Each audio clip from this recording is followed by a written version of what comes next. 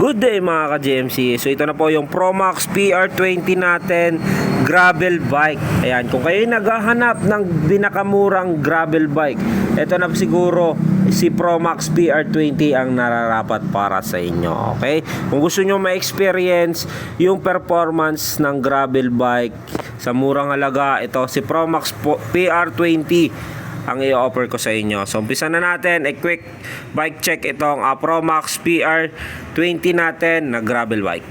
Okay mga ka-GMC, so ito na po yung Promax PR20 gravel bike 2023-24 model. Ito ay two-tone color, pink with black. Ito ay medium frame. Ayan, alloy na rin po yung kanyang frame. Ayan po, glossy. Then ito yung sa kanyang seat post o yung seat clamp niya ay naka ball type. Bakal pa po yung kanyang seat post, stock pedal. Promax yung kanyang saddle. Then ito ay naka 3x7 speed. Seal bearing yung bottom bracket. Ito ay naka 3x bakal pa yung kanyang crank. FDRD niya walang brand. Sprocket niya ay thread type 7 speed. Hub nito ay bakal pa, rim nito ay alloy na, gulong na ginamit dito ay 700 by 35C naka gum wall. Ito, naka rotor na rin yan, naka disc brake, mechanical. Dito naman tayo sa unahan.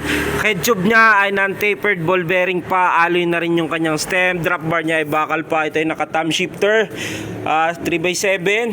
Ito yung brake niya. Port nito ay bakal pa, quick release na yung kanyang unahang gulong.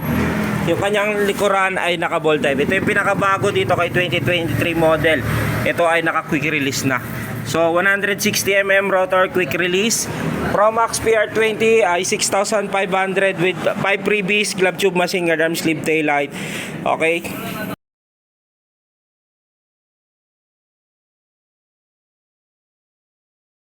Okay mga ka-GMC, so meron naman tayong bagong Diba bike check ngayon. Ito si Promax PR20 gravel bike. Okay? Promax PR20 gravel bike natin. Ito yung 2023-24 model. So merong binago dito. So mamaya sabihin na rin natin, no? So ito, color combination niya black with pink. Ayan, para kila ate.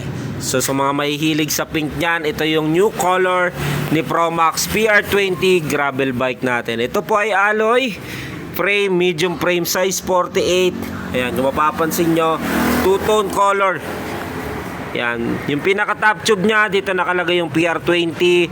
Composite din ito ay parang tubular pa. Then dito naman sa kanyang down tube, dito nakalagay yung Promax. Then two-tone color din, glossy. Meron niyang lagayan ng battle cage. Sa seat tube naman nya, dito ay size 48, medium frame.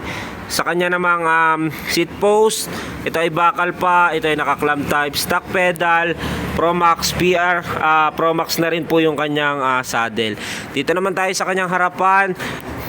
Head tube niya, ayan po Promax din, may letter P. Then, ito ay non-tapered, 4444 ball bearing ang kanyang headset.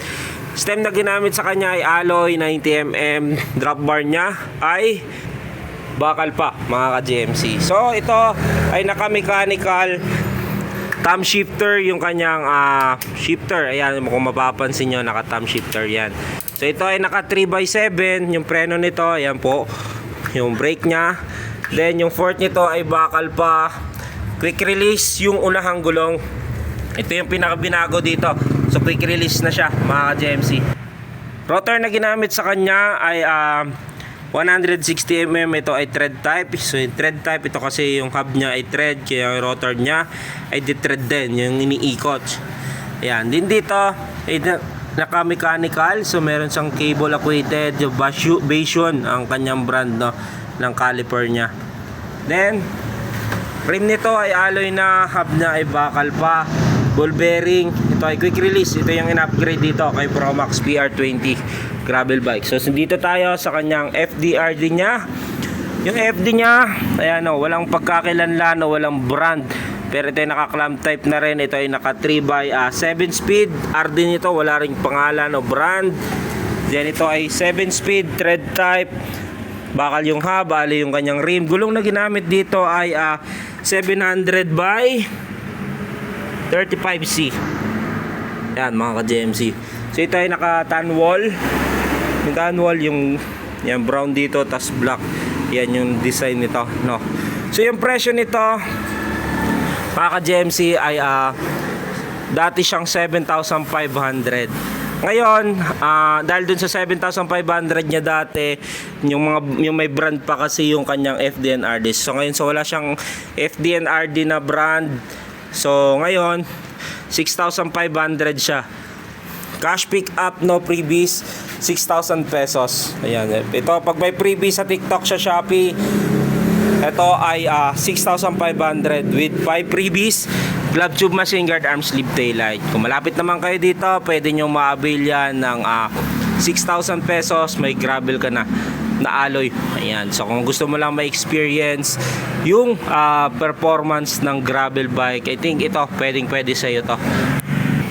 So meron nagtanong din sa akin kung paano nga ba gamitin itong thumb shifter versus dito sa kanyang crank and sprocket. Ayan. So magandang tanong yung sa. So ngayon, meron akong simple tutorial dito. So ito po yung pinaka-preno niya sa harapan. Then dito naman yung preno niya sa likuran. Ito yung naka-disc brake. Sa shifter naman niya sa unahan, yan po meron yung negative and positive na sign. So pag inangat mo yun dito, yan yung mapapansin nyo, pababa. So ang pababa niyan ay dito sa number 1. So bababa yung kanyang FD doon sa sprocket niya. Dito naman, ayan po, may number 1 to 7. Ayan, this release nito is ito lang. Okay, so dito naman sa kanyang crank versus dito sa kanyang sprocket, so meron tayong tinatawag na cross shifting. So yun yung pinaka-importante para hindi masira yung RD natin o di kaya maputulan tayo ng kadena. So yung bilang nito, diba yung thumb shifter natin ay naka negative and positive lang dyan. So dito yung negative, ito yung number 1. Number 1, number 2, and number 3 kung tatawagin natin. Ayan, so ito yung negative papunta sa positive, palaki ng palaki. Okay, kung dito kayo sa negative side, ito yung number 1. Ito, ginagamit to sa mga ahon. O di kaya, so medyo nahihirapan na kayo doon. Pero dito, gagaan yung pedal nyo, babagal kayo. Ito naman yung gitna, ito yung pinaka-center niya, ito naman yung number 3, ito yung para dito. Then bilang naman dito sa sprocket niya, ito naman yung number 1. Yung mapapansin nyo kanina, mayroong number yan dito. So ito yung number 1, 2, 3, 4, 5, 6, 7 speed. Ayan. So dito, pag dito kayo sa number 1, sa pinakamaliit, so yung possible lang na magagamit nyo dito ay yung dito kayo sa 1, 2, 3, 4, 5. So hanggang dito ka lang sa 5. Ayan, kung mapapansin nyo, medyo pantay pa yung kadena nya. Hindi ka pwede mag 6 or 7. Actually kahit 5 medyo alanganin, pero pwede mo na rin siyang gamitin. Wag lang yung 6, 7. Pag dito ka naman sa gitna o yung number 2, ayan, kung number 2 ka dito, so possible na magagamit mo dyan kahit saan dyan kasi nasa sa gitna ka.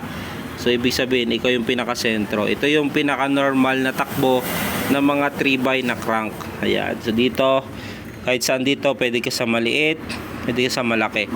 Ito, sa malaki, kaya pinartner siya dito sa maliit. Ito, pabagal to eh. Pero paahon to, mas malaki ang persa mo dito, pero mabagal ka gawa dito. Pero dito, pabilis ka ng pabilis. So yung partner nito, ito yung malaki. Kasi tignan naman natin yung sukat nitong malaki papunta dito. So level siya sa pinakamaliit. So yung ikaw pag nandito ka sa positive, yung pinakamalaki diyan. Ayan. So dito number 3 yan. Yung mga gamit mo dito ay yung 3, 4, 5, 6, 7. Ayan. So hindi ka pwede maggumamit ng 1 and 2. Okay? Kasi tawag naman dyan ay cross shifting. Okay? So yan yung paggamit o tamang paggamit ng mga 3x na crank into sprocket. Okay, so yan po yung gravel bike natin na gawa ni Promax. Okay, so kung naghahanap lang din kayo ng mga budget na gravel bike, siyempre huwag tayong mag-expect ng performance ng ibang mga parts. Siyempre yan po ay budget, so budget lang din talaga yung performance natin. Ayan. Kung gusto naman natin siyang i-upgrade, so marami tayong option of upgrade. So ano nga ba yung inuunang ina-upgrade dito? So I suggest unang i-upgrade nyo ay yung pedal nyo kasi ito ay plastic pa. Sumunod naman kung may budget kayo, pwede rin kayo mag-crank. Gawin nyo na siyang 2x. Pero yan po kasi ay sabay-sabay na. Paano ko sinabing sabay-sabay? Ayun po, yung gamit niyan ay yung mismong group set kung tawagin. Ayan. So dito, yung drop bar niya ay naka-oversized din. So pwede siyang lagyan ng STI nating tinatawag. So nasa sa inyo kung gusto niyo yung STI. Merong mga mumurahin lang, yung mga Sensa Reflex, Ignite. Pero kung gusto niyo mas branded, syempre Shimano.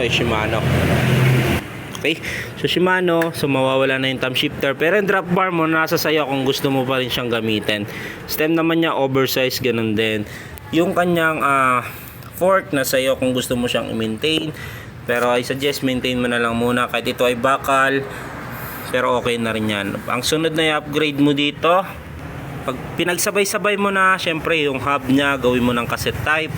Then quick release yung harap likod. Kapalit nito yung pag ito nagpalit ka na, syempre yung sprocket mo kailangan cassette type na rin. Then so dito nasa inyo kung gagamit kayo ng square type na crank, then alloy, or kaya kung may budget kayo, pwede kayong bumili ng Alotech na crank. Syempre yan po upgraded sightless na po yung tawag dyan. Syempre pagdating naman sa group set, kung gumamit ka dito ng Sora na 9 speed, syempre ang FD and RD mo dapat ay Shimano Sora din. Kung Claris ay 8 speed, pero meron din mga mumurahin lang yung Sensa, yung Reflex 8 speed, Ignite 9 speed. So kailangan tugma rin yan dito. Pero nakadepende, no? Kung wala naman kayong budget at gusto nyo lang ma-experience yung Promax PR20 na gravel bike, pwede na to. Kung pang service lang sa school, pantrabaho, pwede na rin to. Kasi performance ng gravel bike, same lang din naman sila. Ang nagkaiba lang syempre yung mga pyesa.